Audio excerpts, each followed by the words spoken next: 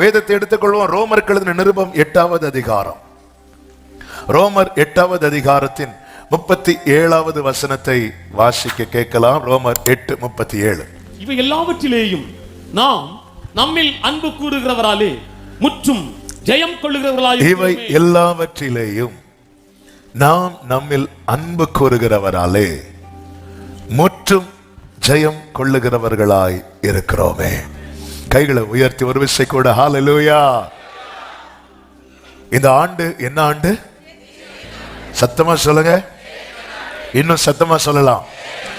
S, ஜெயிக்கணும். ஏன்னா ஜெயித்தவருக்கு ஜெயிக்கிறவங்கள தான் ரொம்ப பிடிக்கும். நம்ம ஆராதிக்கிற தேவன் தோல்வியே காணாதவர். அவரை ஆராதிக்கிறவர்களுடைய தோல்வியை ஜெயமாய் மாற்றுகிறவர். உலகத்தில் உங்களுக்கு உபத்திரவம் உண்டு, திடன் கொள்ளுங்கள், நான் உலகத்தை ஜெயித்தேன் அப்படிங்கிறார். அப்ப ஆண்டவர் என்ன சொல்லி நம்மை திடப்படுத்துகிறார்னா, நான் ஜெயிச்சிருக்கிறேன் அப்படிங்கிறார். அப்ப நம்முடைய போக்கஸ் எதுல இருக்கணும் தெரியுமா? ஜெயிக்கணும். இயேசு தம்முடைய இந்த பூமிக்குரிய ஓட்டத்தின் முடிவில் சொன்னார், நான் ஜெயித்தேன் என்றார். அதே போலதான் இந்த உலக முடிவில் சபைக்குரிய ஒரு முடிவு வரப்போகிறது. சபை எடுத்துக்கொள்ளப்படுவதுதான் சபைக்குரிய முடிவு. அப்படி எடுத்துக்கொள்ளப்படுவதற்கு முன்பதாக தான் கர்த்தர் 7 சபைகளுக்கும் சொல்லுகிறதை வேதத்தில் பார்க்க முடியும். ஜெயம் கொள்ளுகிறவனவனோ, ஜெயம் கொள்ளுகிறவனவனோ, ஜெயம் கொள்ளுகிறவன். அவன் ஜெயிக்கிறவனுக்கு தான் பரலோகத்துல ஸ்தானம். ஜெயிக்கணும். ஜெயிக்கிறவனுக்கு தான் ஜீவ புஸ்தகத்துல பெயர் கிறுக்கப்படாம ரட்சிக்கப்பட்டு தேவனோடு உடன்படிக்கை செய்யும் போதே ஜீவ புஸ்தகத்தில் பெயர் எழுதப்படும். இனி நம்ம அடுத்த சேலஞ்ச் என்ன தெரியுமா? இந்த பெயர் கிறுக்கப்படக்கூடாது. ஹல்லேலூயா. பேரை வெட்டுவேணும் பைபிள்ல இருக்கு, கிறுக்கி போடுவார்னு இருக்கு. அப்ப கிறுக்கப்படாம இருக்கணும்னா உண்மையிலே நம்ம பேர்லாம் கிறுக்கு பிடிச்சிட்டு, உண்மையிலே கிறுக்கு பிடிச்சிட போறாங்க. நம்ம எல்லாம் இப்படி இருந்துட்டு அங்க போய் பேர் எழுதி இருக்கலாம், எழுதி இருக்கான மேல வெட்டி இருக்குன்னா உண்மையிலே நரகத்துல பைத்தியமா தான் இருக்க முடியும். அதெல்லாம் கொஞ்சம் இமேஜின் கூட பண்ண முடியாது. அதாவது பேரே எழுதல, மிஸ் பண்ணிட்டோமே, அப்படி ஒரு கூட்டம் போகும். பேர் எழுதிட்டு வெட்ட எப்படி இருக்கும்? அதனாலதான் சபையை இந்த சொல்லும் போது 10 கன்னிகைகளும் மணவாளனுக்கு எதிர்கொண்டு போறாங்க. 5 பேர் மட்டும் போகல, 10 பேரும் போறாங்க. 5 பேர் மட்டும் போய் காக்கப்பட்டார்கள் அப்படின்னா அது வேற. 10 பேரும் ரெடியா போறாங்க. 10 பேருமே மணவாளனை எதிர்கொண்டு தான் போறாங்க. நம்ம எல்லாருமே என்ன நம்பிக்கையில இருக்கிறோம்னா, அவர் வரும் நாளினில் என்னை காரம் அசைத்து அன்பாய் கூப்பிட்டு, இந்த நம்பிக்கையில இருக்கும்போது எனக்கு ஒண்ணு தெரியாதுன்னு மட்டும் அவர் சொல்லிட்டார்னா, அதாவது 20 வருஷத்துக்கு முன்னாடி உங்க அப்பா ஈசாக்கு உங்க தாத்தா ஆபிரகாம்னு பேசினவர் 20 வருஷம் கழிச்சு வந்து யாக்கோப்ட்ட உன் பேர் என்னன்னு கேட்டா எப்படி இருந்துச்சு? எப்படி இருந்திருக்கும் யாக்கோவுக்கு? அப்படி இருக்கக்கூடாது. ஆமென். எனவேதான் நம்மால முடியாது என்பதை அறிந்துதான் இங்க வேதம் அழகாய் நமக்கு ஒரு நம்பிக்கையை கொடுக்கிறது. என்ன தெரியுமா? இவை எல்லாவற்றிலையும் நம்ம எப்படி ஜெயிக்க போறோம்னா, நம் மேல ஒருத்தர் அன்பு வச்சிருக்கிறாரு. அவராலே நாம் முற்றும் ஜெயம் கொள்ளுகிறவர்களாய் இருக்கிறோம். பிதாவாகிய தேவனுடைய அன்னைக்கு நிறைய பேசணும், ஆனா பேசுறதுக்கு நமக்கு டைம் இல்லை. கர்த்தருடைய பந்து இருக்கிறது, அதனால முக்கியமான கொஞ்சம் ஸ்பீடா போவேன். ஆமென். எங்க பிரேக் போடணுமோ அங்க பிரேக் போடு. அதனால நல்ல விழிப்போடு கவனமா கேட்கும்படியாக. ஏன்னா நம்ம முதல்ல ஆண்டவர் இந்த வார்த்தையை தந்து நவம்பர் மாசத்துல இந்த வார்த்தையை கொடுத்தாங்க. இந்த வார்த்தையை வைக்கும் போது ஆண்டவர் இந்த வார்த்தையை தந்து பேசிட்டு இருந்ததெல்லாம் ஒன்னே ஒண்ணுதான். இன்னைக்கு நீ என் அன்பை நம்பு அப்படிங்கிறார். என் அன்பை நம்பு. நான் உன் மேல வச்சிருக்கிற அன்பை நீ நம்பு. ஆமென். பல நேரத்தில் நம்ம தேவ அன்பை எதோடு ஒப்பிடுகிறோம் என்றால், ஏசாயா 48 உண்டல்லவா, எடுக்க வேண்டாம். சீயோனோ ஆண்டவர் என்னை மறந்தார், என்னை கைவிட்டார், 48 தானே என்று சொல்லுகிறார். ஏசாயா எடுத்தீங்களா? யாராவது குயிக்கா? 49:14.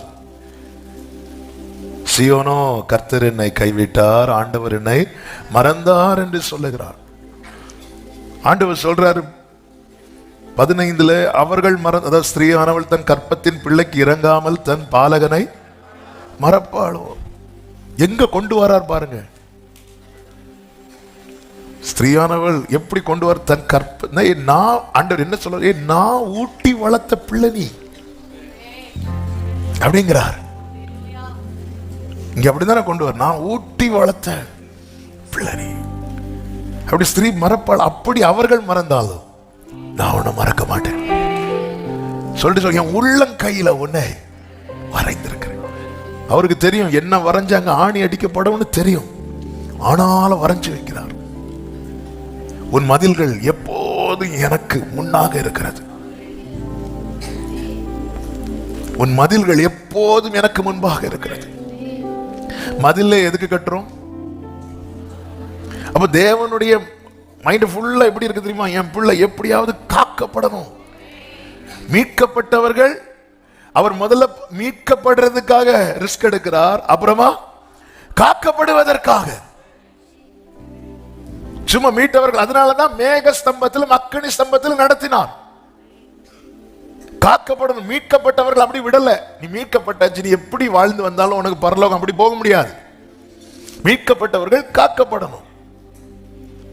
அதனாலதான் உன் மதில்கள் எனக்கு தெரியும், எங்க ஓட்டை இருக்கு, எங்க இடிஞ்சிருக்கு. இந்த மதிலெல்லாம் சத்துரு ஈஸியா இடிச்சிருவான். இந்த சைடு மதிலே இல்ல. இதெல்லாம் ஆண்டவருக்கு தெரியும். அதனாலதான் எப்பவுமே என் முன் இருக்கிறது எனக்கு தெரியும் உன் பாதுகாப்பு.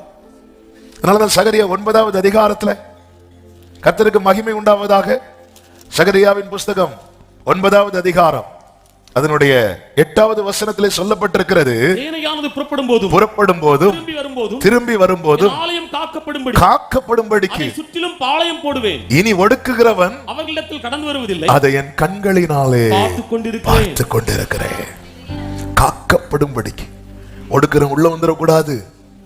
எனவேதான் ஆபிரகாம் கிட்ட கர்த்தர் என்ன சொல்லுவா தெரியுமா? நீ எனக்கு முன்னாக நடந்து கொடு, என் பார்வையிலே இருந்து, என் பார்வையில இருந்தா நீ காக்கப்படுவ. பிரியமான கர்த்தருடைய பிள்ளைகளை, கர்த்தருக்கு மகிமை உண்டாவதாக. நம்மிடத்துல தேவன் வைத்த அன்பு வேதம் முழுவதும்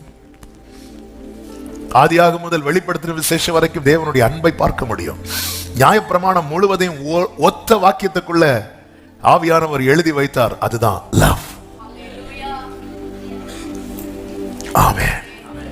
அன்பு இன்னதென்று அறிந்தவனுக்கு தான் நியாயப்பிரமாணம் எதற்கு கொடுக்கப்பட்டது இன்னதென்பதை அறிய முடியும்.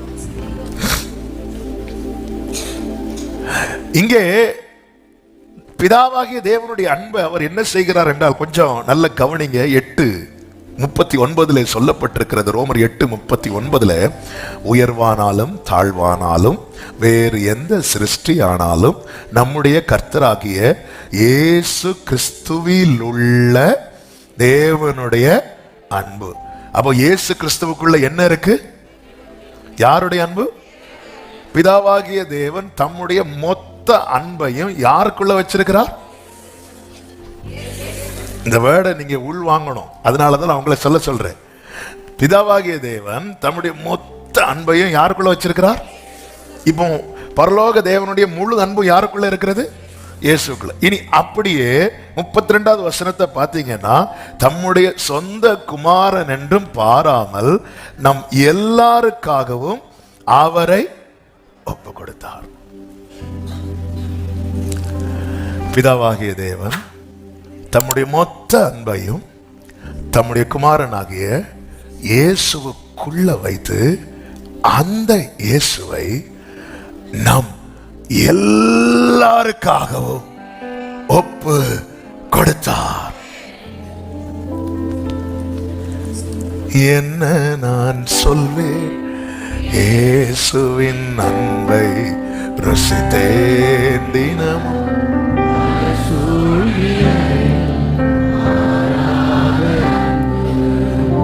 என கடந்த நாள்ல ரொம்ப மெடிடேட் பண்ண வைத்த வார்த்தை இது.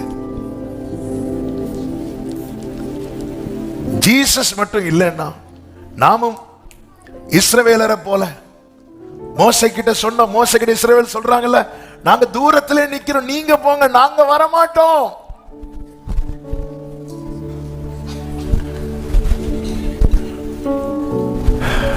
முழு அன்பு, மொத்த அன்பையும் இயேசுக்குள்ள வச்சு அவர் அப்படி தூக்கி நமக்கு கொடுக்கிறார். அதனாலதான் இயேசுவை சொந்தமாக கொண்ட ஜனம் இந்த பூமியில நான் பாக்கியம் உள்ளவன்.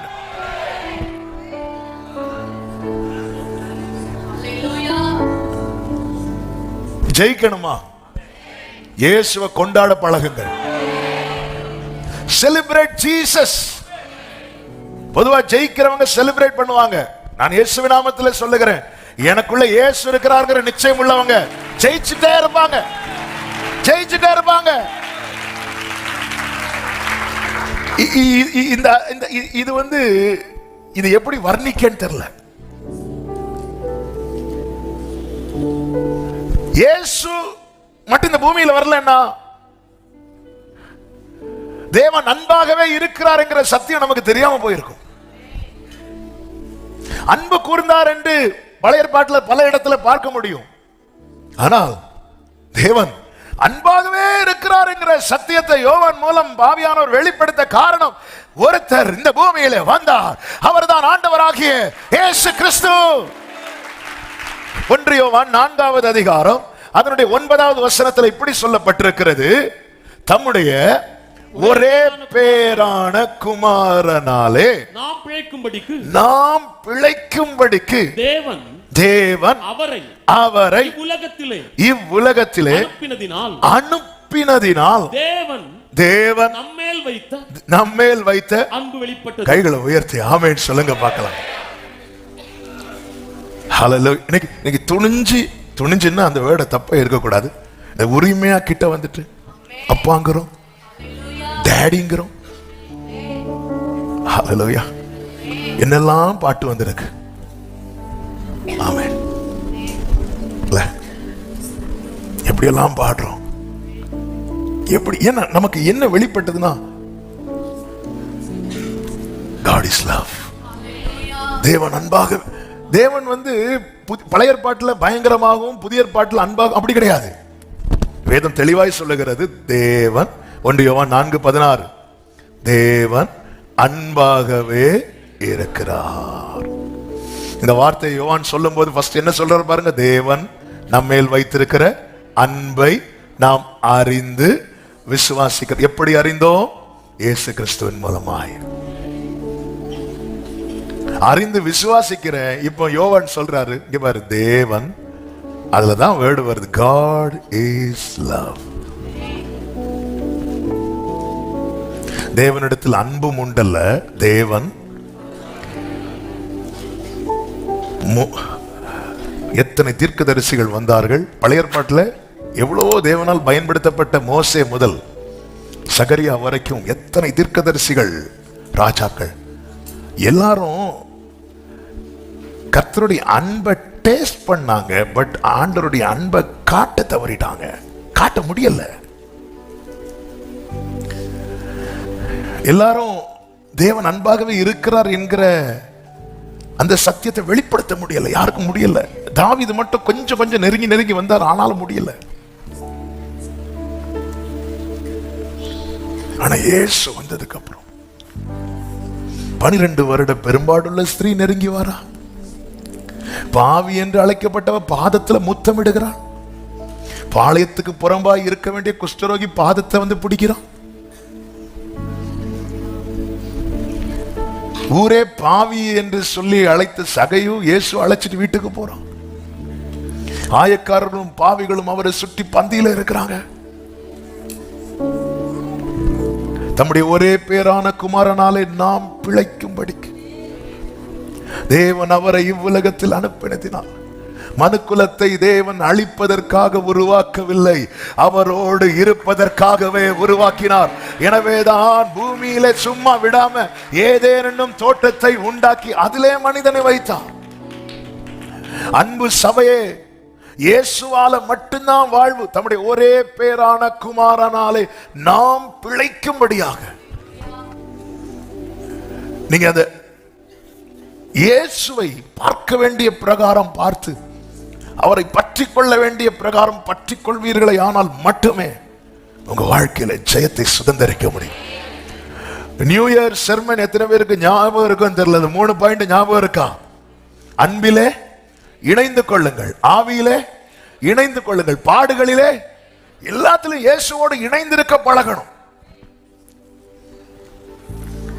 யோவான் 6வது அதிகாரம் 27வது வசனத்திலே ஆண்டவர் இப்படி சொல்லுகிறார், அழிந்து போகிற போஜனத்திற்காக அல்ல, நித்திய ஜீவன் வரைக்கும் நிலை நிற்கிற போஜனத்திற்காகவே கிரியையை நடப்பியுங்கள், அதை மனுஷகுமாரன் உங்களுக்கு கொடுப்பார்.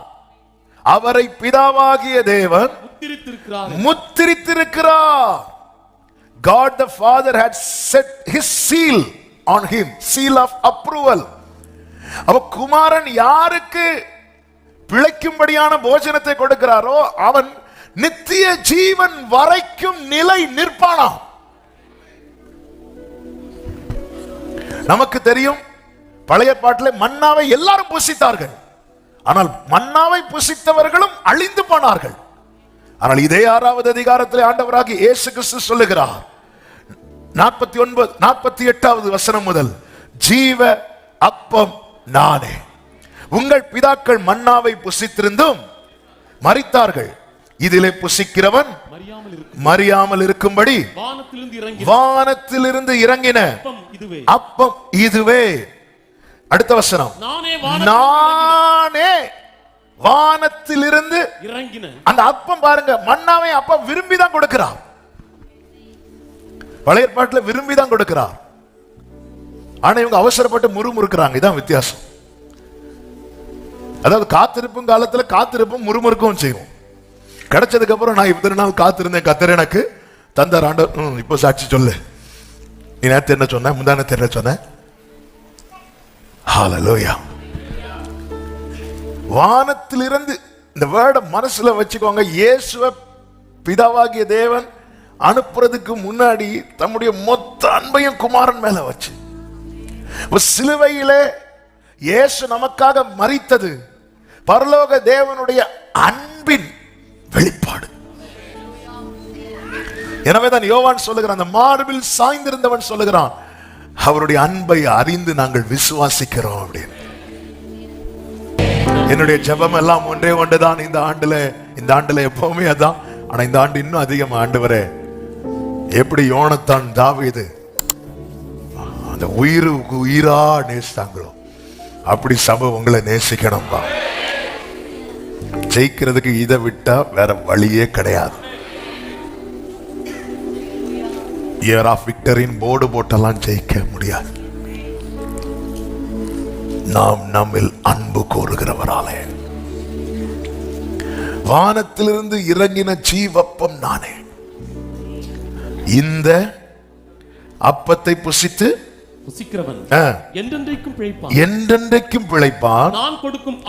நான் கொடுக்கும் அப்பம் உலகத்தின் ஜீவனுக்காக நான் கொடுக்கும் என் மாம்சமே என்றார். 53வது வசனம், நீங்கள் மனுஷகுமாரனுடைய மாம்சத்தை புசியாமலும் அவருடைய இரத்தத்தை பானம் பண்ணாமலும் இருந்தால் உங்களுக்குள்ளே ஜீவன் இல்லை என்று மெய்யாகவே மெய்யாகவே உங்களுக்கு சொல்லுகிறேன். இன்னைக்கு கர்த்தருடைய பந்தி இருக்கிறது. அப்போ இதுல நாம் பங்கெடுக்கும் போது, நாம் இதை உட்கொள்ளும் போது நாம் எதில் நிலைத்திருக்கிறோம் தெரியுமா? ஜீவனில் நிலைத்திருக்கிறோம். நான் கொடுக்கும் போஜனம் நித்திய ஜீவன் வரைக்கும் நிலைத்திருக்கிறதுமா இருக்கிறது, நம்மை ஜீவனுக்கு நேராய் நடத்துகிறது. எனவேதான் இயேசுவை சொந்தமாக்கி கொண்டவர்கள், நல்ல புரிந்து கொள்ளுங்கள், இந்த பூமியிலே மனுக்குலம் பிழைப்பதற்காக. காரணம், பாவம் செய்கிற ஆத்துமா சாகும். எப்பொழுது ஆதி மனிதன் பாவம் செய்தானோ அப்பொழுது மரணம் பிறந்தது. வேதம் சொல்லுகிறது, பரிகரிக்கப்படும் கடைசி சத்துரு மரணம். இயேசு அந்த மரணத்தை ஜெயிச்சிட்டார், ஜெயித்து உயிர் தெழுந்தார். இப்போ அவரை ஏற்றுக்கொண்டு அவரில் ஒருவன் நிலைத்திருக்கும் போது அவன் நித்திய ஜீவன் வரைக்கும் அவனுடைய ஓட்டம் தொடருகிறது. அதன் அர்த்தம் என்ன? இங்கே அவனுடைய ஓட்டம் முடிந்தாலும் அவன் ஜீவனுள்ள தேசத்திலே கர்த்தருடைய வெளிச்சத்திலே நடப்பான். அங்கே மரணம் இல்லை, அங்கே மரணம் இல்லை. எனவே தேவ பிள்ளைகளை, கர்த்தருடைய பந்தியில் எடுக்கிறவர்களுக்கு நான் சொல்லுகிறேன், ஏதோ கம்யூனியன் வந்தோம், எடுத்தோம், ஒரு துண்டு எடுத்து போட்டோம், அப்படி இல்ல. ஆமென். அவருடைய மாம்சம் கர்த்தர் கொடுக்கிறார். ஆண்டவர் சொல்லுகிறார் 53 நீங்கள் மனுஷகுமாரனுடைய மாம்சத்தை புசியாமலும் அவருடைய இரத்தத்தை பானம் பண்ணாமலும் இருந்தால் உங்களுக்குள்ளே ஜீவன் இல்லை. அநேகர் இது சரி அடுத்த மாசம் பார்த்துக்கலாம், ஏங்க பந்தியில் இருக்கல, டைம் ஆயிட்டு, இன்னைக்கு ஏண்டவர் என்ன விட்டுட்டு போயிட்டீங்க, டைம் ஆயிட்டு. ஆமென் ஆமென். யூசுவலா நீங்க எத்தனை மணிக்கு சாப்பிடுவீங்க? 1 மணிக்கு. இன்னைக்கு டைம் ஆயிட்டு 1:30 சாப்பிடாம இருப்பீங்களா? இந்த காரியத்துக்கு மட்டும் ஆப்ஷன் கிடையாது. ஆண்டவர் சொல்றாரு, மனுஷகுமாரனுடைய மாம்சத்தை புசியாமலும் அவருடைய இரத்தத்தை பானம் பண்ணாமலும் இருந்தால் உங்களுக்குள்ளே ஜீவன் இல்லை. ஜீவனே இல்லை. ஜீவனே இல்லாம வந்துட்டு போயிட்டு இருக்கிறோம். இன்னும் இந்த ஞானஸ்நான உடன்படிக்கைக்கு ஒப்பு கொடாம யாராவது இருக்கிறீங்கன்னா,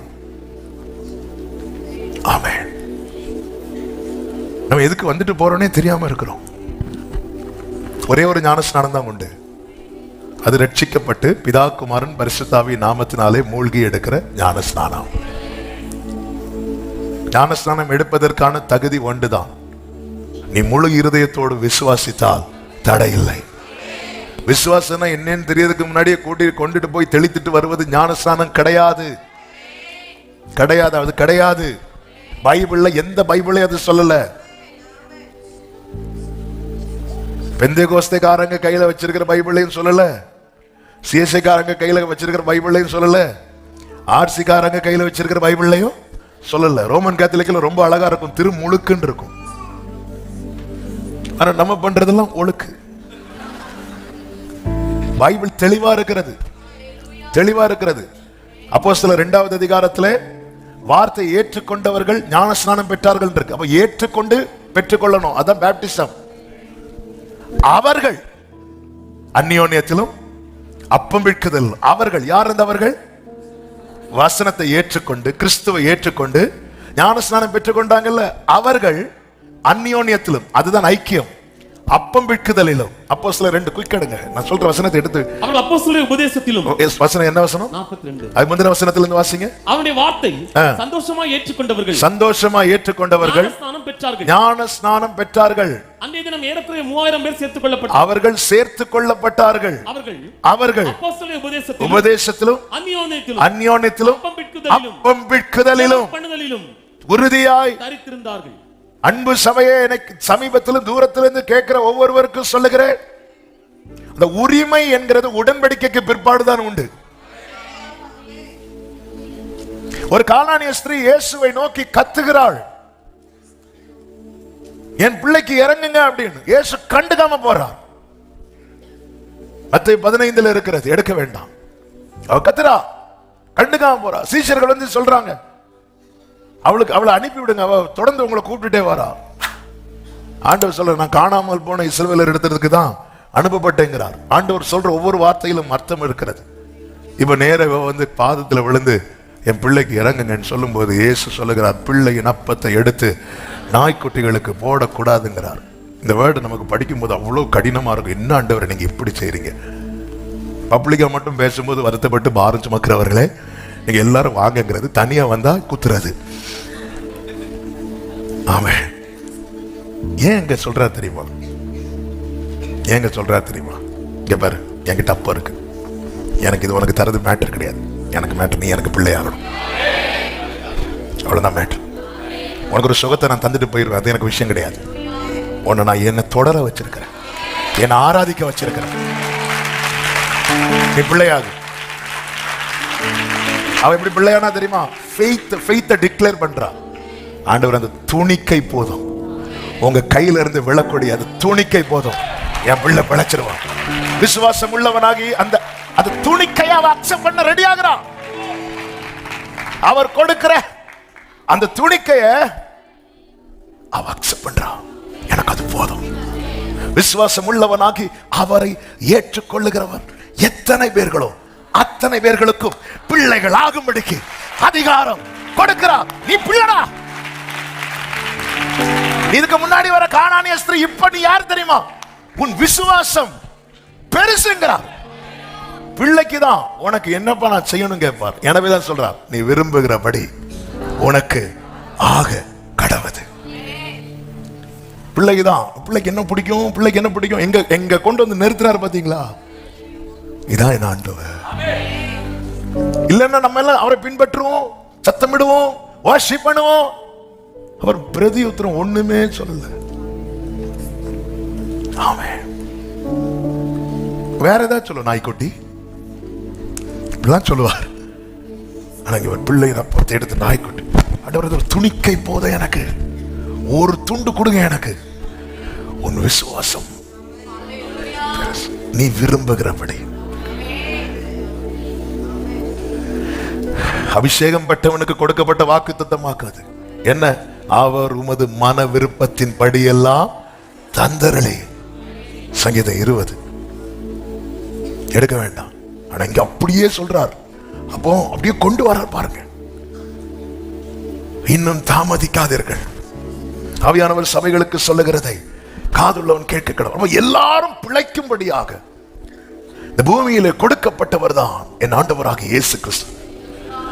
மோசே கிறிஸ்து வெளிப்படுவதை குறித்து சொல்லும் போது என்ன சொல்லுவார் அப்படின்னா, உபாகமம் 18:15 வாசிங்கள். உபாகமம் 18வது அதிகாரம் 15வது வசனத்துல, உன் தேவனாகிய கர்த்தர் என்னை போல ஒரு தீர்க்கதரிசி. இந்த வேர்டை கவனிக்கணும். இஸ்ரவேலருக்கு இரட்சகனாக அனுப்பப்பட்டவன் மோசே. மோசே ரட்சிக்கவில்லை, மோசையை நிறுத்தி கர்த்தர் செய்தார். ஆனால் கர்த்தர் அனுப்புகிறார், ஒரு மேய்ப்பனாக இரட்சகனாக அனுப்புகிறார். மோசே இஸ்ரவேல் ஜனங்கள் எகிப்துக்குள்ள போய் இஸ்ரவேல் ஜனங்களை வெளியே கொண்டு வந்து நடத்துகிறார். இனி கானான்ல கொண்டு போய் சேர்க்கணும். ஆண்டவரோடு முகமுகமாய் பேசுகிறவன் மோசே.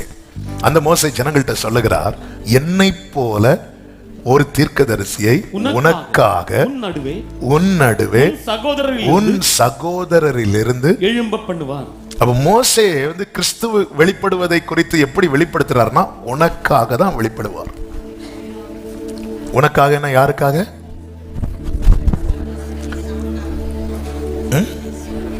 உனக்காக யாருக்காக? இஸ்ரவேலருக்காக. எனக்காக, உங்களுக்காக, உங்களுக்காக வரட்டும். அங்க மோசே யார்கிட்ட சொல்றாரு? இஸ்ரவேலர்கிட்ட சொல்றார், உனக்காக உன் நடுவே உன் சகோதரிலிருந்து எழும்ப பண்ணுவார். இவ ஏசாயாவை கொண்டு பேசுகிறார். பேசும்போது எசாயா 49வது அதிகாரம் அதனுடைய 6வது வசனத்துல, யாக்கோபின் கோத்திரங்களை எழுப்பவும் இஸ்ரவேலில் காக்கப்பட்டவர்களை திருப்பவும் நீர் எனக்கு தாசனா இருப்பது அற்ப காரியமாய் இருக்கிறது. அதாவது இந்த ஃபர்ஸ்ட் ஆஃப் வந்து மோசே சொன்னது யாக்கோவுக்காக, இஸ்ரவேலுக்காக. தேவன் ஏசாயாவை கொண்டு சொல்றாரு, அது மட்டும் கிடையாது. இவ்வளோ பெரிய தேவன் இந்த பூமியில வந்தது ஒரு சின்ன கூட்டத்துக்காக. அப்பா சொல்றார், இது எனக்கு அற்ப காரியமா இருக்கிறது. எனவே நீர் பூமியின் கடைசி பரியந்தம் என்னுடைய ரட்சிப்பா இருக்கும்படி உம்மை இஸ்ரவேலருக்கென்றல்ல ஜாதிகளுக்கு ஒளியாக. எனவேதான் பரிசுத்தாவியில் நிறைந்தவனாய் பரிசுத்தாவியின் ஏவுதல்ல சிமியோன் சொல்லுகிறான். லூக்கா 2வது அதிகாரம் 30, 31, 32 வசனங்களிலே, புறஜாதிகளுக்கு ஒளியாகவும் உம்முடைய ஜனமாகிய இஸ்ரவேலுக்கு மகிமையாகவும் தேவரின் சகல ஜனங்களுக்கும் முன்பாக ஆயத்தம் பண்ணின உம்முடைய இரட்சணியத்தை என் கண்கள் கண்டது. அவராலே, இயேசு என்கிற ஒருவராலே. இன்னைக்கு நானும் நீங்கள் அவருடையவன் அவருடையவள் எப்படி மாறினோம்? அது எங்க அப்பா அம்மா கிறிஸ்டியன் அப்படியா? எங்க அப்பா அம்மா நல்ல விசுவாசிங்க அப்படியா? எங்க அப்பா அம்மா பாஸ்டர் அப்படியா? அவராலே. அதாவது எல்லை பெரிதாக்கப்பட்டது, நான் உள்ளே கொண்டு வரப்பட்டேன். அவருக்கு காயங்கள் அதிகமானது, நான் காக்கப்பட்டேன். பிலாத்து மைண்ட்ல இருந்தது இவரை விடுதலை பண்ணணும், அதனால சாட்டை அடிக்க அலோவ் பண்றான். அந்த ரோம சட்டத்தின்படி ஒருவருக்கு 40 சாட்டை அடி விழுந்தால் அவருக்கு அதுக்கு மேல எந்த தண்டனையும் கொடுக்க கூடாது. எனவேதான் 39 அடியோட நிறுத்திடுவாங்க. 40 ஒரு அடி அவர் மேல விழுந்திருந்தா நான் இல்லை, நீங்க இல்லை, தண்டனை அங்க நடந்திருக்காது. ஆனா ஒரு அடியை ஸ்டாப் பண்ணி பல அடி அதுக்கப்புறம் பிதா அனுமதித்தார். பிதாவோ அவரை நொறுக்க சித்தமாக்கி, பிலாத்து அவரை அடித்து விடுதலையாக்க சித்தமான, ஆனா பிதா அவரை நொறுக்கி நம்மை காக்க சித்தப்பட்டார். எல்லையை பரிதாக்கினார். அதான் நீர் பூமியின் கடைசி பரியந்தமும். எனவேதான் வேதம் சொல்லுகிறது, என் சிநேகிதனான ஆபிரகாமின் சந்ததியே, உன்னை பூமியின் கடையாந்திரத்திலிருந்து எடுத்து வந்து நீ என் தாசன், நான் உன்னை வெறுத்து விடவில்லை என்று சொல்லுகிறேன். ஹல்லேலூயா. யார் இவர்? பிதாவினால் மிகவும் நேசிக்கப்பட்டவர். பிதாவினால் மிகவும் அவரால் நாம் பிழைக்கும்படி. என்னை பிழைப்போட்டுகிறவர் என்னை ஜெயிக்க வைப்பாருங்கிற காரியத்துல ஒரு தேவ பிள்ளையை நம்பிக்கையில உறுதியா இருக்கணும். நான் இந்த காரியத்துல ஜெயிப்பேன். தாவீது சொல்றேன், நான் சேனைக்குள் பாய்வேன், நான் மதிலை தாண்டுவேன். ஒரு தீங்கு வரும்போது கர்த்தர் அவனை மறைத்து வைக்கிறார். அங்கிருந்து பாடுகிறான், தீங்கு நாளில் அவருடைய கூடாரத்தில் மறைத்து ஒளித்து வைத்து என்னை கண்மலை மேல உயர்த்து. அவன் மைண்ட் ஃபுல்லா நான் ஜெயிப்பேன், ஜெயிப்பேன், ஜெயிப்பேன். கர்த்தர் என் வெளிச்சமாய் இருக்கிறார், என் ஜீவனின் பலனாய் இருக்கிறார். நான் யாருக்கு அஞ்சுவேன்? எனக்கு விரோதமாய் ஒரு பாளையமே இறங்கினாலும் இதிலே நான் நம்பிக்கையா இருப்பேன். அன்பு இன்னது என்பது முழுமையாய் அறியாத தாவீதே இவ்வளவு கான்பிடண்டா, ஐயோ நான் தோற்றுவேன், நான் தோற்றுவேன், நான் தோற்றுவேன், இப்படி அவன் ஓடல. அவன் ஓடும்போது கூட பாடிட்டு தான் போறான். அவன் ஓடும்போது கூட பாடிட்டு தான் போறான். 3வது சங்கீதம் காலையில் எழும்பி பாடின சங்கீதம். படுத்துறங்கி மகிழ்வுடனே அது சொல்ல, நான் படுத்து நித்திரை செய்த அடுத்த வார்த்தை விழித்துக் கொண்டேன். அப்ப எழும்பிட்டு, அதாவது காலையிலும் ஓட்டும் ராத்திரியும் ஓட்டும், ஓடிட்டு பாடுறேன். விழித்துக் கொண்டேன் கர்த்தரனை தாங்கிற ஓடு. எதுக்கு? உடம்பு குறைக்கல, உயிரை காப்பாத்த ஓடு. 4வது சங்கீதம் தூங்கும் போது பாடின சங்கீதம் 4:8 சமாதானத்தோட படுத்துக்கொண்டு.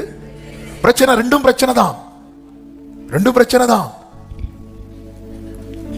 அப்படி அடுத்த 5வது சங்கீதம் காலையிலே உமக்கு நேர ஆயத்தமாகி பாட்டுதான். காலையும் மாலை வேளையும் கர்த்தரை கருத்துடன் அவர் பாடுறாரு. அவருக்கு தெரியும் நான் ஜெயிப்பேன், நான் ஜெயிப்பேன். யோனத்தான் தாவீது அவ்வளவு நேசித்து, யோனத்தான் போய் தாவீதின் கையை திடப்படுத்தி சொல்றார், நீங்க தான் எப்படி ராஜாவாக போறீங்க, அப்படி இருக்கும்போது என் குடும்பத்தை நினைச்சுக்கோங்கிறார். லவ்ல நம்ம கனெக்ட் ஆயிட்டோம்னா நம்ம ஜெயிப்போங்கிற நம்பிக்கை நமக்கு வந்துடும். அவர் என்ன விட மாட்டா, அவர் என்னை ஒருபோதும் கைவிட. அதாவது மினிஸ்ட்ரி ஊழியத்துக்கு ஒப்பு கொடுத்து அந்த காத்திருக்கும் காலம் ஆரம்பத்துலனா கொஞ்சம் 1 வருஷம் ஆச்சு, 2 வருஷம் ஆச்சு, 3 வருஷம் ஆச்சு. அவன் எனக்கே டவுட் வந்துட்டு, நான் உண்மையில அழைக்கப்பட்டுதான் வந்தானா, இல்ல கரெக்டு தானா, இல்ல பாஸ்டர் பையன் சொல்லி ஜம்ப் பண்ணி வந்தானா. நமக்கு ஆரம்பத்துல எல்லாம் பயங்கரமா அர்ப்பணித்தேன் எல்லாம் சொல்லுவோம். அர்ப்பணிச்ச ஒன்றும் ஆகாத்ததும் என்ன ஆண்டவரே இது அப்படி. ஒரு நாள் ராத்திரி பல கேள்விகள், ஆண்டவரே லைஃப் என்ன ஆகும், எப்படி ஆகும், ஏன்னா எனக்கு பிரசங்கம் வராது, ஏன் பிரசங்கம் பண்ண எனக்கும் கேட்க பிடிக்காது, ஒண்ணுமே வரமாட்டேங்குது, பெருசா மினிஸ்ட்ரின்னு வந்தாச்சு. அப்படி நைட்டு கேள்வியோட தூங்கிட்டு இருக்கும்போது அதிகாலையில் ஒரு 3 மணி 4 மணி இருக்கும். அப்பதான் அப்படி தூக்கத்திலேருந்து அப்படியே அவையானவர் எழுப்பி விட்டு இப்படி பாட வைக்கிறார். ஆண்டவர் அதனால ஃபுல்லா அந்த நாட்கள்ல எல்லாம் அன்புல ஒருத்தன் தண்ணியில பிடிச்சி முக்குனா எப்படி இருக்குமோ அப்படி அன்புல என் இளமை நன்றாய் அறிந்தவர் விவரிக்க முடியவில்லை. அப்படி பாட்டு கொடுத்துட்டே இருக்கு. நீ நம்பு, நான் இருக்கிறேன், நான் உன்னை உயர்த்துவேன், நான் உன்னை ஜெயிக்க வைப்பேன், உனக்கு ஏது முடியலையோ அது எல்லாம் உன்னை கொண்டே செய்ய வைப்பேன். ஏன் ஆண்டவரே எப்படி? என்ன உனக்காக அனுப்பப்பட்டேன், உனக்காக, எனக்காகவே. என் பிதா வேற யாருக்குள்ள வச்சிருந்தாலும் அந்த அன்பு பாதியா தான் எனக்கு கிடைச்சிருக்கும். இயேசுக்குள்ள வச்சதுனாலதான் அந்த அன்பு முழுமையா எனக்கு கிடைத்தது. நேரம் போது இன்னொரு 1/2 hour வேணும், 10 நிமிஷத்துல முடிக்கணும். யோசேப்பு எகிப்துக்கு போனதை வைத்து நான் கம்பேர் பண்ணி ஒரு 5 காரியத்தை குயிக்கா சொல்லிட்டு என் நேற்று மைண்டுக்குள்ள அதுவும் ஓடிட்டு இருந்து நான் ஜெபிக்க விரும்புறேன். யோசேப்பு ஸ்டோரி நமக்கு எல்லாருக்குமே தெரியும். யோசேப்பு யாக்கோபால ரொம்ப நேசிக்கப்பட்டவன், மிகவும் நேசிக்கப்பட்டவன். நம் ஆண்டவராகிய இயேசு கிறிஸ்துவை குறித்து பிதா சொல்லுகிறார், இவர் என்னுடைய நேசகுமாரன், இவரில் நான் பிரியமாயிருக்கிறேன். ஆனா யோசேப்பு லைஃப்ல நடந்ததெல்லாம் நமக்கு பார்க்கும்போது பரிதாபமா இருக்கும். இயேசுவின் பிறப்பு பார்க்கும்போது நமக்கு வேதனையா இருக்கும். ஆனா இயேசுவின் பிறப்பு அந்த குடியில வச்சு நிறைய பேர் வாழ்ந்துட்டு இருக்கிறாங்க. யோசேப்பு இப்படி ஆயிட்ட பைபிள் தெளிவாய் கிளியரான பிக்சர் நமக்கு கொடுக்கிறது.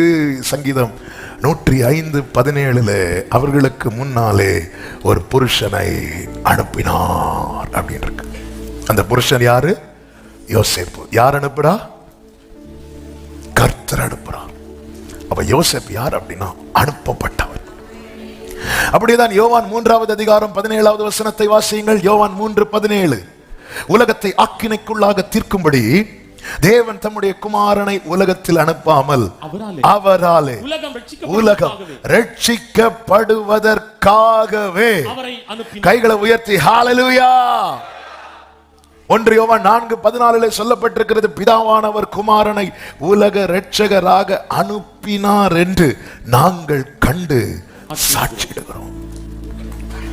ரட்சிப்பதற்காக, பிழைப்பதற்காக, தப்பு வைக்கப்படுவதற்காக. யோசேப்பின் சகோதரர்களுக்கு யோசேப்பு தன்னை யார் என்று வெளிப்படுத்தும் போது யோசேப்பு தன் சகோதரர்களுக்கு சொல்லும் ஒரு வார்த்தை உண்டு. ஆதியாகமம் 45 5 வசனத்திலே, என்னை இவ்விடத்திற்கு வரும்படி விட்டு போட்டதினால் நீங்கள் சஞ்சலப்பட வேண்டாம், அது உங்களுக்கு விசனமாகவும் இருக்க வேண்டாம், ஜீவரட்சணை செய்யும்படிக்கு தேவன் என்னை உங்களுக்கு முன்னே அனுப்பினார். நான் ஏன் இதை கம்பேர் பண்ணி சொல்றேன்னா, நம்ம உள்ள ஏறணுங்கிறதுக்காக. இயேசு இங்கெல்லாம் சகோதரர்கள் விசனப்படுறாங்க, சே உமக்கு இப்படி பண்ணிட்டோமே. இப்படிதான் எருசலேம் ஸ்திரீகள் அழுதுட்டு இருப்பாங்க. இயேசு இப்படி கஷ்டப்பட்டு சிலுவையை சுமந்து இவங்க அழுதுட்டு இருக்கிறத பார்த்தோன்னா நிமிந்து இவர் எனக்காக அழாத, உங்களுக்காக. இது இது இது பிதாவின் சித்தம். எனக்காக அனுப்பப்பட்டார் ஜீவரட்சணை செய்யும்படி, நாம் பிழைக்கும்படிக்கு. இயேசு மட்டும் வரலன்னா நம்ம லைஃப்ல இந்த சத்தம் தான் இருக்கணும். அவர் மட்டும் இல்லைன்னா, கிதியோனுக்கு அப்படிதான், நீங்க மட்டும் இருந்திருந்தா இது நடந்திருக்குமா? அப்படி கேளுங்க. மரியாள் மாத்தல தான், நீங்க இருந்திருந்தா இது நடந்திருக்காது. ஆமென். நீங்க இருந்திருந்தா அந்த பிளேஸ்ல வேற யாரையும் வைக்க கூடாது. அந்த பிளேஸ்ல வேற யாரையும் வைக்க கூடாது. நீங்க மட்டும் இருந்திருந்தா அந்த இடத்துல ஒருத்தர் மட்டும்தான் இருக்கணும். அவர் நாம் பிழைக்கும்படி நமக்காய் அனுப்பப்பட்ட நம் ஆண்டவராகிய இயேசு கிறிஸ்து. இரண்டாவதாக இங்க யோசேப்பை குறித்து அதே வசனம் 105:17 சொல்லப்பட்டிருக்கிறது. யோசேப்பு சிறையாக விற்கப்பட்டான். அதன் அர்த்தம் என்ன? அடிமையாய் கொண்டு போகப்பட்டான். நம் ஆண்டவராகிய இயேசு கிறிஸ்துவை குறித்து வேதம் சொல்லுகிறது, பிலிப்பியர் 2:7 அவர் அடிமையின் ரூபம் எடுத்தார். அடிமையின் ரூபம் எடுத்து மனுஷர் சாயலானார். அது என்ன அடிமை? மனுஷர் சாயல், அடிமையின் ரூபம் சொல்ல காரணம் என்ன? தேவன் மனிதனை அடிமையா இருக்க படைக்கவில்லை, ஆண்டு கொள்ளும்படி படைத்தார். ஆனால் எப்பொழுது மனிதன் பாவம் செய்தானோ அவன் தேவ மகிமை அற்றவனானான். எப்பொழுது மனிதன் தேவ மகிமை அற்றவனானானோ அப்பொழுது அவன் பாவத்திற்கு அடிமையாயிட்டான். இயேசு கிறிஸ்து எப்படி வந்திருக்கணும் தெரியுமா? ஏதேனிலே தேவன் மனிதனை படைத்த போது மனிதன் எப்படி மகிமை சூழ்ந்தவனா இருந்திருந்தானோ அப்படி வந்திருக்கணும். அவர் அப்படி வரல. நம்ம எப்படி பிறந்து வந்தோமோ அப்படி அவர் பிறக்கும் போது, ஒரு குழந்தை பிறக்கும் போது எப்படி இருக்குமோ அப்படிதான் வந்தார். அதனாலதான் அவரை துணியில சுத்தி வச்சாங்க. மகிமை சூழ்ந்திருந்த ஆதாம் ஏவாளுக்கு என்ன தேவைப்படல? வஸ்திரம் தேவைப்படல. குழந்தை பிறந்ததும் ஏன் துணியில சுத்தி வைக்கிறாங்கன்னா, குழந்தையின் நிர்வாணத்தை மூட. அவர் அடிமையின் ரூபம் எடுத்தார், ரெடி ஆகிறார். மனிதன் பாவம் செய்து எல்லாவற்றையும் இழந்தான், இவர் என்ன ஒரு பாவம் செய்யல. பிதா அனுப்ப சித்தானதும் இவர் ரெடி ஆயிட்டார். வா, என்ன அன்பு, மகிமை சூழ்ந்து இருக்கிறவர். இப்ப ஒரு துணியை சுத்தி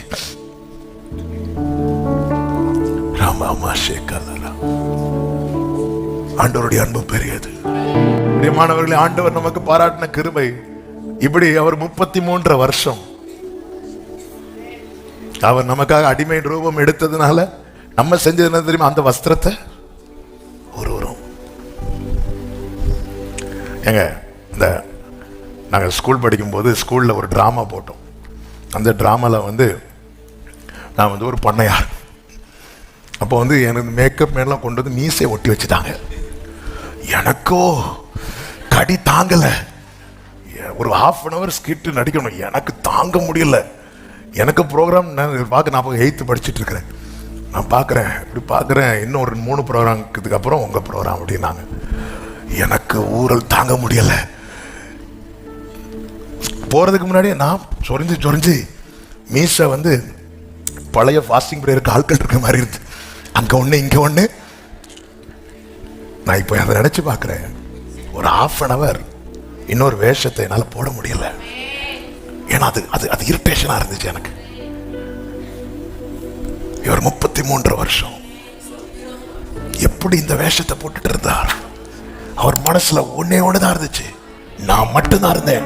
என்ன கேட்ட நான் அப்படிதான் சொல்லுவேன், நான் பிழைப்பதற்காக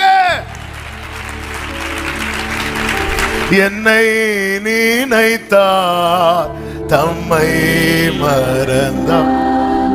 ஏங்க, இயேசுக்காக எதையும் விடுங்க, இயேசுக்காக யாரையும் விடுங்க, இயேசுவை விட்டுறாதீங்க. இயேசுவை விடாத ஒரு மனநிலைக்கு வாங்க, நீங்க ஜெயிக்க போறீங்க. நீங்க தான் ஜெயிப்பீங்க. எத்தனை பேர் மாயான உலக அன்புக்காக சிறு வயதுல இருந்து ஆண்டவரை பற்றி பிடித்த அந்த வைராக்கியத்தெல்லாம் விட்டு தூக்கிட்டு போயிட்டாங்க. இயேசுவை விட்டதுனால இயேசுவுக்கு இழப்பு கிடையாது, உனக்கு தான் இழப்பு. தகப்பனை விட்டு போனதுனால தகப்பனுக்கு என்ன இழப்பு? தகப்பன் வீட்டுல வேலைக்காரனுக்கு சாப்பாடு 3 வேளை இருந்துட்டு தான் இருந்துச்சு. நம்ம எல்லாம் என்ன, ஐயோ இயேசு பாவம். நம்ம நினைப்பேன், ஐயோ நான் ஜோம் பண்ணல, பாவம் பாவம், ஆண்டவரே நான் ஜோம் பண்ணிடுவேனா? இல்ல நம்ம சில நேரத்தில் நம்ம பண்றதை பார்த்தா இன்னும் அவர் தாகமா இருக்கிறேன் தண்ணி நமக்கு கொடுக்கிற மாதிரி ஃபீல் பண்ணிட்டு இருக்கிறோம். ஆண்டவரை நேசிக்கணும். நம்ம ஜெபம் எல்லாம் நேசத்திலிருந்து வரட்டும். பைபிளை கையில் எடுக்கிறது நேசத்திலிருந்து வரட்டும். இன்னைக்கு 5 அதிகாரம் படிக்கிறோம், 7 அதிகாரம் படிக்கும், 7ல் 70 படிங்க. நேசத்திலிருந்து வரும், அவுட் ஆஃப் லவ். எதுவுமே ஊழியமா நேசத்திலிருந்து வரட்டும். சபைக்கு ஒரு நேசத்திலிருந்து கொடுக்கிறது, நேசத்திலிருந்து. அன்பு இல்லாம எதுவும் பண்ணாதீங்க, அன்பு இல்லாம எதுவும் பண்ணாதீங்க. ஏன்னா அவரை பாருங்க, அவர் நமக்காக அடிமையின் ரூபம் எடுத்தார். 3வது, யோசேப்புக்கு தண்டனை கிடைத்தது செய்யாத குற்றத்துக்கு. பொய் குற்றச்சாட்டு வைக்கப்பட்டு தண்டனை இயேசுவுக்கும் அப்படியே கிடைத்தது. வேதம் சொல்லுகிறது, ஏசாயா 53:5, நம்முடைய மீறுதல் நிமித்தம் அவர் காயப்பட்டு நம்முடைய அக்கிரமங்கள் நிமித்தம் அவர் நொறுக்கப்பட்டார். 9, துன்மார்க்கரோட அவருடைய பிரேத குழியை நியமித்தார்கள், ஆனாலும் அவர் மரித்த போது ஐஸ்வர்யவானோடு இருந்தார், அவர் கொடுமை செய்யவில்லை, அவர் வாயில். யோசேப்பு போர்த்திபாரின் மனைவி விஷயத்துல தப்பு பண்ணது யாரு? போர்த்திபாரின் மனைவி. தண்டனை கிடைச்சது யாருக்கு? நம்ம ஆண்டவர் விஷயத்துல தப்பு பண்றது யாரு? நாம தான். தண்டனை கிடைச்சது யோசேப்புக்கு. தண்டனை கிடைத்த போது யோசேப்பு ஏதாவது பேசினானா? ஏன்னா பேசினாலும் நியாயம் எடுபட்டு போகும். அது போலதான் இவருக்கு நியாயம் எடுபட்டு போனது. எனவேதான் அவருக்கு தெரியும், அவர் ஆட்டை போல அமைதியை அடிக்க கொண்டு போகப்படுகிற ஆட்டை போல மௌனமா இருந்தார் எனக்காக. இனி யோசேப்பு போர்த்திபாரின் மனைவி ஸ்டோரி படிக்கும் போதெல்லாம் இது ஸ்ட்ரைக் ஆகட்டும். சில பார்க்குற கடைசியில் என்ன போர்த்திபாரின் மனைவி ஆகிட்டீங்களே. ஏங்க, போர்த்திபாரின் மனைவி யோசேப்புக்கு பண்ணதை விட அல்லவா நாம் அவருக்கு பண்ணியிருக்கிறோம். பாவம், நம்முடைய பாவத்தின் நிமித்தம் அல்லவா. யோசேப்பு பேசல, அமைதியா இருந்துட்டார். ஒவ்வொருத்தருக்கும் இப்படி கை கை நீட்டி குற்றச்சாட்டும் போது இயேசு பார்த்திருப்பாரு, நீ குற்றப்படுத்துறியப்பா, உன் பாவத்துக்காக தான்ப்பா நான் வடிக்கப்பட போறேன்.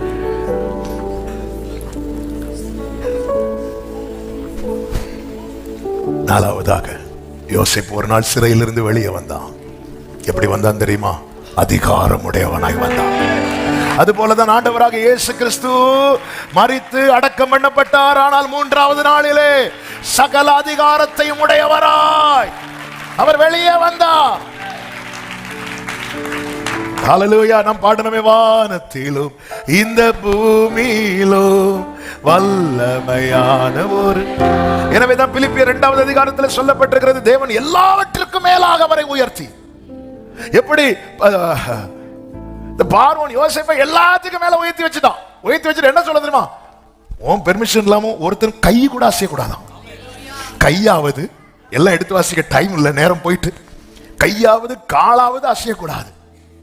ஒருத்தர் உம்முன்னு சொல்லக்கூடாது உன் பெர்மிஷன் இல்லாம. அவ்வளவு பவர். இது வந்து ஒரு குறிப்பிட்ட ஒரு எகிப்து நாட்டுக்கு. ஆனால் பிதாவாகிய தேவன் குமாரனாகிய கிறிஸ்துவை சர்வ பூமிக்கும். எகிப்து தேசத்திலே யோசேப்பு சொன்னது போல பஞ்சம் வந்தது. பஞ்சம் வந்ததும் எல்லாரும் யார்கிட்ட போய் முறையிட்டாங்கன்னா பார்வோன்ட்ட போய் புலம்புனாங்க. ஆதியாகமம் 41 இருக்கும் கடைசி வசனங்கள்ல. அது எந்த வசனம்? குயிக்கா பார்த்து போடுங்க. பார்வோன்ட்ட போய் புலம்பும் போது பார்வோன் என்ன சொல்வாரு தெரியுமா? நீங்க யார்கிட்ட போங்க? யோசேப்ட்ட போங்க. எதுக்கு இந்த வார்த்தையை சொல்லுகிறேன் என்றா, இந்த பூமியிலே எல்லாரும் தெய்வமே கடவுளே நோக்கி கூப்பிடுங்க. ஆனா ஒன்றை புரிந்து கொள்ளுங்கள், இயேசு கிட்ட வந்தா மட்டும்தான் பரலோகத்துக்கு போவாங்க. இயேசு கிட்ட வந்தா மட்டும்தான் என் நாமத்தினாலே. எகிப்து தேசம் எங்கும் பஞ்சம் உண்டான போது ஜனங்கள் உணவுக்காக பார்வோனை நோக்கி ஓலமிட்டார்கள். அதற்கு பார்வோன், நீங்கள் யோசேப்பின் இடத்தில் போய் அவன் சொல்லுகிறதை செய்யுங்கள். எனவேதான் பிதா பேசினார், இவர் என்னுடைய நேசகுமாரன், இவருக்கு செவி கொடுங்கள். ஜெபம் இயேசுவை நோக்கி பண்ணுங்க. அதனால நம்ம எப்பவுமே ஜெபம் முடிக்கும் போது எப்படி முடிக்கிறோம்? இயேசுவின் நாமத்தினாலே. வித்தவுட் கிரைஸ்ட் நீங்க என்ன பண்ணாலும் சரி பிதாவால் அக்செப்ட் பண்ண முடியாது. ஏன்னா அவரை ஜெனிப்பித்துட்டார். அவர் ஆல்ரெடி இருக்கிறார். ஆனா நமக்காக அவரை குமாரனாக ஜெனிப்பித்து வச்சிருக்கிறார். அவருக்கு முன்னாடி முழங்கால் முழங்கணும், நாவு அவரை அறிக்கை செய்ய வேண்டும். ஜெபம். எனவேதான் பாருங்க, பழைய ஏற்பாட்டில் இதுக்கு நிழல் தான். விசுவாசத்தினாலே ஆபேலின் காணிக்கை அங்கீகரிக்கப்படுவதற்கு காரணம் என்ன? ஆபேலுக்கும் தேவனுக்கும் நடுவே அடிக்கப்பட்ட ஆட்டுக்குட்டி இருக்கிறது. அதுதான் உண்மை. அதுதான் உண்மை. வேற என்ன கொண்டு வந்தாலும். ஐந்தாவதாக, அதிகாரம் உடையவனாய் யோசேப்பு வெளியே வந்த போது ஒரு புறஜாதி ஆஸ்நாத்தை தனக்கு மனைவியாக்கி கொள்ளுகிறான். ஆபிரகாம் தன் உறவின் முறை சாராளை சொந்தமாக்கினான். ஈசாக்குக்கும் உறவு பெண் தான் ரெபெக்காள். அது போலதான் யாக்கோவுக்கும் உறவு பெண்கள் லேயாள், யாக்கோவு. ஆனால் யோசேப்புக்கு, நீர் யாக்கோபின் கோத்திரத்தை திருப்புவதற்கு என் தாசனா இருப்பது எனக்கு அற்ப காரியமாக இருக்கிறது. அவன் புறஜாதி, நாம் தேவனற்றவர்கள். எனவேதான் வேதம் சொல்லுகிறது, வனாந்திரத்திலிருந்து தன் நேசர் மேல் சார்ந்து கொண்டு வருகிற இவள் யார்? இவ யோசேப்பு வந்து உட்காரும் போது, ஆபிரகாம் வந்து உட்காரும் போது ஆபிரகாமின் இனத்தாள் சாராள் வந்து உட்கார்றா. ஈசாக்கு வந்து உட்காரும் போது ஈசாக்கின் உறவின் முறை ரெபெக்காள் வந்து உட்கார்றாங்க. அதே போல யாக்கோபு வந்து உட்காரும் போது லேயாளும் ராகேலும் உட்காரும் போது இப்போ யோசேப்பு பக்கத்துல. இதைதான் ரோமர் 9வது அதிகாரம் 24-25 வசனங்களிலே சொல்லப்பட்டிருக்கிறது. அவர் யூதரிலிருந்து மாத்திரமல்ல புறஜாதிகளிலிருந்தும் நம்மை அழைத்திருக்கிறார். அந்தபடி எனக்கு ஜனங்கள் அல்லாதவர்களை என்னுடைய ஜனங்கள் என்றும் சிநேகிக்கப்படாதிருந்தவளை சிநேகிக்கப்பட்டவள் என்றும் சொல்லி அழைப்பேன். இயேசுவை குறித்து எபிரேயர் 2 என்ன சொல்லப்பட்டிருக்கிறது தெரியுமா? அவர் பிதாவுக்கு முன்பாக கொண்டு போய் நம்ம எல்லாம் நிறுத்திவிட்டு சொல்வாராம், இதோ நானும் கர்த்தர் எனக்கு கொடுத்த பிள்ளைகளும். இது போலதான் யோசேப்பு இப்பொழுது பிதா யாக்கோபுள்ள என்றாகிறார். யாக்கோபு என்றானதும் யோசேப்பு 2 பிள்ளைகளை கூட்டிட்டு போறான். யார தெரியுமா? எப்ராஹிம், மனாசே. எங்க பிறந்தவர்கள்? புறஜாதியில பிறந்தவர்கள்.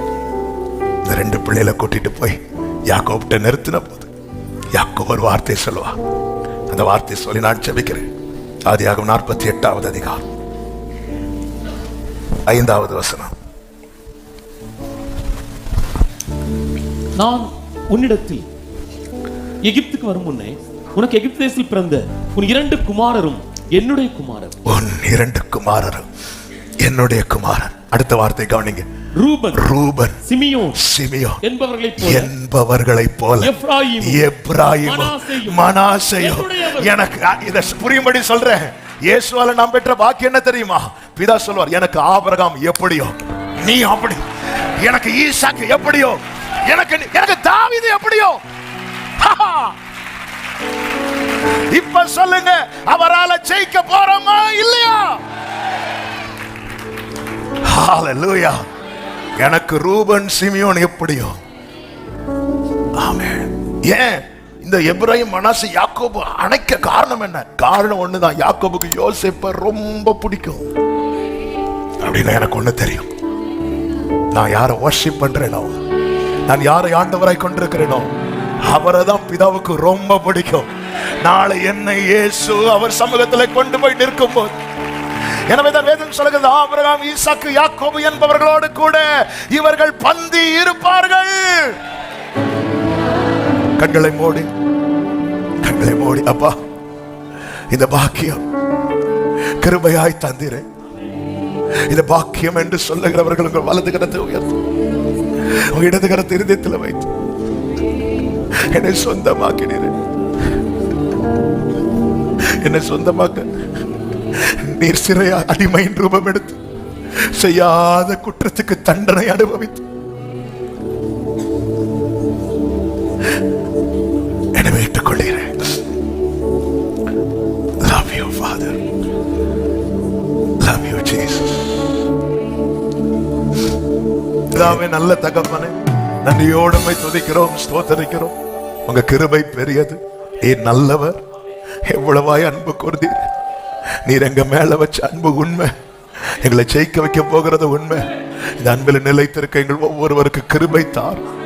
இனியும் உம்மை துக்கப்படுத்துகிற, வேதனைப்படுத்துகிற எந்த ஒரு காரியத்தையும் செய்யாதபடி எங்களை கிருபையாய் காத்துக்கொள்ளும். உங்க வல்ல கரங்களில் அர்ப்பணிக்கிறோம். மகிமை அனைத்தும் ஒருவருக்கே செலுத்துகிறோம். இயேசு கிறிஸ்துவின் நாமத்தில் பிதாவே, ஆமென், ஆமென்.